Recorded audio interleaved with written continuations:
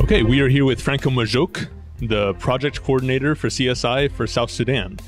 Franco, how did you start working for CSI?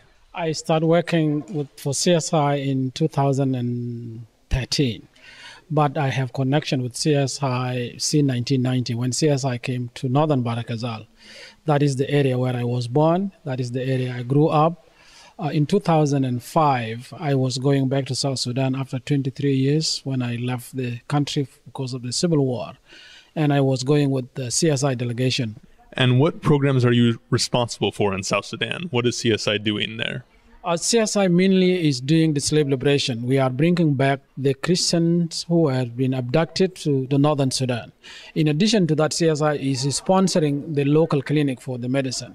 That also is a very important part of the project that I'm doing in South Sudan. In addition to that, CSI always, when there is a starvation, when there is a food shortage, we go and we support the community by donating the food, the sorghum to the family.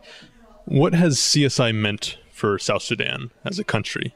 I think South Sudan as a country mean a lot to CSI, and CSI mean a lot to South Sudan because people need to know this.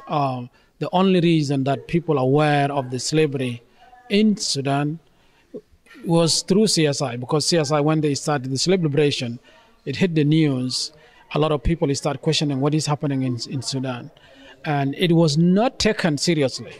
Even some people were hesitant to stand with CSI. But after September 11, people went back and looked what CSI is doing, because when terror happened, Osama bin Laden, who was the mastermind of 9/11, he was the same person who was in Sudan. He was sponsored by the Sudanese government for 6 years before he went to Afghanistan. So when there was September 11, everybody realized that CSI was doing the right thing in South Sudan.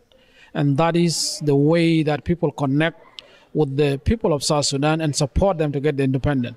So I do believe, because I'm from the area, that because of CSI, South Sudan is an independent country today. And what does the future of CSI's work look like in South Sudan? Will we be able to get all the slaves out? That question is very tough because we are trying to bring back every slave. We are not able to go to the area where there are the slaves so that we can see it by ourselves. But we work through the Arab retrievers who go and bring back the slave.